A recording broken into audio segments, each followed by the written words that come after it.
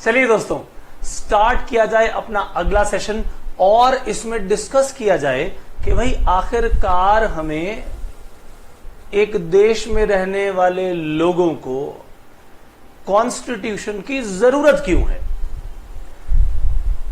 देखिए, सवाल यह आता है कि हम सब के सब एक ऐसी सोसाइटी में रहना चाहते हैं which is just and equitable, यानी जहां पर सब काम जो है ना इस तरीके से हो जो सबके लिए एक समानता का भाव लेकर आए, किसी के साथ भी कुछ गलत ना हो। इज दैट सो और नॉट? यस। और ये देखने के लिए कि कुछ गलत नहीं हो रहा, किसी ना किसी ऐसे व्यक्ति को या किसी ना किसी ऐसी संस्था को पावर देनी पड़ेगी कि अगर कुछ गलत हो तो भाई उस गलत चीज को ठीक करे या गलत होने से रोके। तो एक देश में जब हम चाहते हैं सभी समान रूप से बढ़िया तरीके से रहें, कुछ गलत ना हो किसी के साथ, तो भाई हमें कुछ ऐसा सिस्टम बनाना पड़ेगा जिससे कि गलत करने वालों को रोकने का प्रावधान हो। राइट? तो जो लोग रह रहे हैं उनके पास राइट्स हो, राइट्स के साथ उनकी ड्यूटीज भी बने, और जिन लोगों को उन सब पर नजर रखनी है कि कोई गलत काम तो नहीं कर रहा, उनको पावर दी जाए कि अगर कोई इनमें से गलत करे तो भाई तुम्हारे पास इस चीज की पावर है। जैसे मान लीजिए क्लास का मॉनिटर बना दिया गया, अब सुप्रीम पावर तो नहीं है उस मॉनिटर के पास, मगर पावर जरूर दी गई। अब मॉनिटर को देखना कि भाई क्लास में कोई गलत काम नहीं कर रहा बच्चा, जब तक टीचर क्लास में नहीं है। राइट? ऐसा ही होता है कि नहीं? अब उसके पास पावर है मगर लिमिटेड है। उससे ज्यादा पावर किसके पास होंगी? टीचर के पास होंगी भाई। उससे ज्यादा पावर क्लास टीचर के पास होगी सॉरी। और उससे ज्यादा पावर सुपरवाइजर के पास होगी। उससे भी ज्यादा पावर मैनेजर और फिर प्रिंसिपल के पास होगी।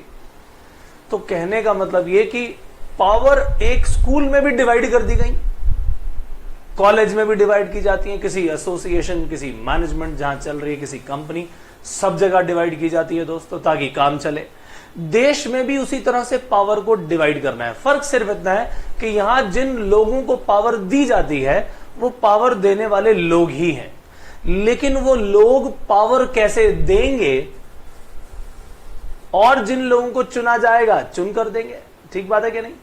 जिन लोगों को चुना जाएगा वो जो गवर्नमेंट के रूप में बैठे हैं, उनकी पावर कितनी है, क्या कर सकते हैं, लिमिट क्या है, ये सब जो है कॉन्स्टिट्यूशन बताता है दोस्तों। यानी अगर हम बात करें कि भाई इसकी आखिरकार जरूरत क्या है, तो जरूरत यह है कि सबसे पहले तो कंट्री को प्रॉपरली गवर्न करने के लिए कि सब कुछ ठीक चले, वो कौन बताएगा? वो हमारा कॉन्स्टिट्यूशन बताएगा। So in general when we say that why do we need constitution, that means कि भाई हमें ये set of rules and regulations इसलिए चाहिए ताकि हमारे देश को प्रॉपरली गवर्न किया जा सके। और गवर्न कौन कर रहे हैं? हम सब लोग। फिर जिन लोगों को चुनना है, यानी कि जो गवर्नमेंट बनानी है, यानी हम बात कर रहे हैं पॉलिटिकल सिस्टम की, वो पॉलिटिकल सिस्टम कैसे क्रिएट होगा, ये सब इस कॉन्स्टिट्यूशन में ही लिखा है। यानी उस पॉलिटिकल सिस्टम का नेचर क्या होगा, ये सब डिफाइन कौन करने वाला है? हमारा कॉन्स्टिट्यूशन। राइट? फिर अगर हमें लगता है कि हां कुछ गलत हो रहा है, something is going against our larger interest, तो भाई उसके अगेंस्ट हमें कौन गार्ड करेगा, कौन बचाएगा? हमारे देश का जो कॉन्स्टिट्यूशन है दोस्तों, वही हमें बचाएगा। राइट? ये एक ऐसी लाइट की तरह है जो हमें अंधकार से रोशनी की ओर लेके जाता है। राइट? ये उस की तरह है जो बंद ताले खोलने के लिए हमें हेल्प करता है। Right?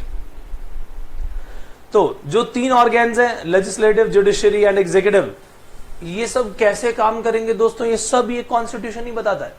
Right? So all the three organs of government, including ordinary citizens, derive their power. अरे क्या सिटीजन के पास भी कोई पावर होती है? अरे हाँ, क्यों नहीं होती? सिटीजन ही तो उन अपने रिप्रेजेंटेटिव को चुन करके आगे भेजता है। सिटीजन को फंडामेंटल राइट्स दिए हैं दोस्तों, हम सब जानते हैं, हमने कहीं ना कहीं पढ़ा है इसके बारे में। हर सिटीजन को, हमारे देश के सिटीजन को फंडामेंटली कुछ ऐसे राइट मिले हैं जो irrespective of caste, creed, religion, हर एक व्यक्ति को वो राइट दिया गया है। अमीर हैं आप, गरीब हैं, किसी भी रिलीजन को बिलोंग करते हैं, कहां से बिलोंग करते हैं, इंडिया के किसी पार्ट से भी बिलोंग करते हैं, आपके पास वो समान अधिकार है दोस्तों, right. That is called fundamental right. तो वो भी सारे के सारे कहां से डिराइव हुए दोस्तों? वो सब इसी कॉन्स्टिट्यूशन से आए।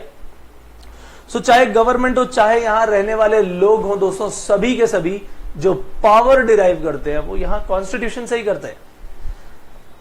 और अगर किसी ने भी इसके अगेंस्ट काम किया तो वो क्या होगा?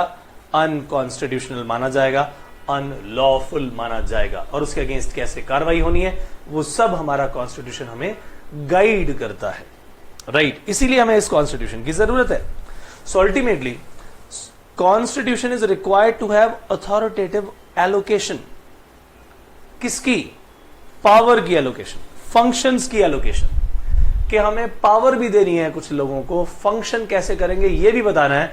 ये सब एक्सप्लेन करने के लिए, ये अथॉरिटी को एलोकेट करने के लिए कौन देगा ये काम, कौन करेगा ये काम, ये सब काम होगा कॉन्स्टिट्यूशन का।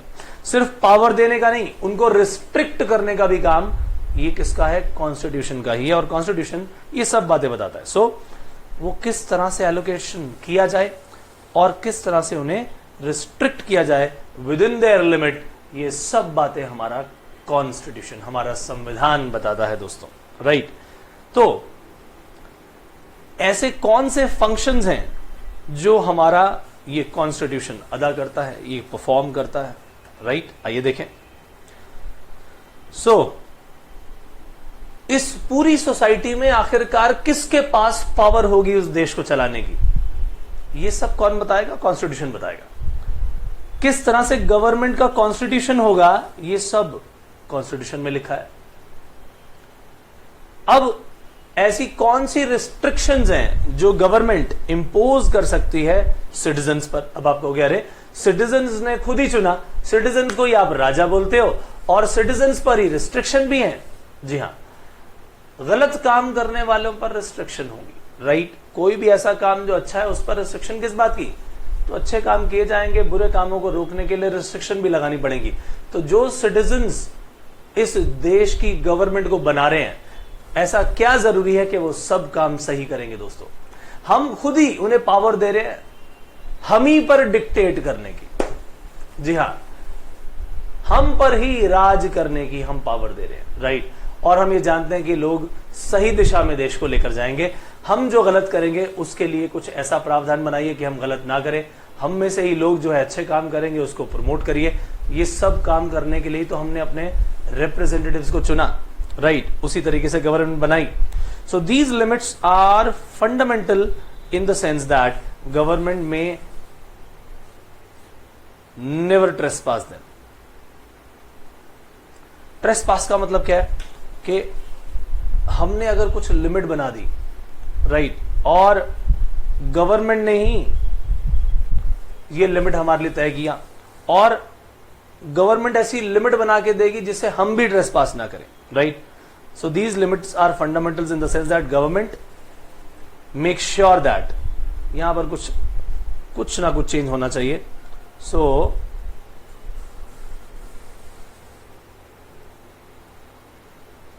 that government says that government makes sure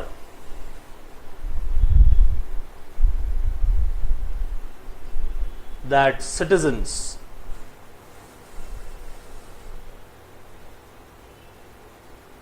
may never trespass them। यानी ऐसी लिमिट बना दिया एक कानून आईपीसी, उसमें सजाएं दे दी। इस देश में जो भी गलत काम करेगा उसके लिए सजाएं। तो एक लिमिट बना दी कि भाई ये काम करना है और ये नहीं करना, डिवाइड कर दिया। अगर किसी ने ये किया, इस लिमिट को ट्रेसपास किया, क्रॉस किया, तो उसके अगेंस्ट कार्रवाई, right. So to enable the government to fulfil the separation of society and create conditions for just society, यानी यहां पर इस सोसाइटी के अंदर होने वाले जितने भी काम हैं उन सोसाइटी में सही और गलत के बीच में सेपरेशन कर देना, कि ये गलत है और ये सही है, और साथ ही साथ एक ऐसी सोसाइटी की फॉर्मेशन करना जहां पर सब कुछ जस्ट एंड इक्विटेबल हो, राइट। तो ये सब काम करने के लिए ही दोस्तों क्या किया जाता है, कॉन्स्टिट्यूशन बनाया जाता है, और यही उसके फंक्शन है, यही उसकी जरूरत है, राइट। तो यहां पर दोस्तों हम इस सेशन को खत्म करते हैं, फिर मिलेंगे हम अपने अगले सेशन में कुछ नया लेकर के, कुछ और जानेंगे कॉन्स्टिट्यूशन के बारे में। तब तक के लिए इजाजत दीजिए, बाय बाय।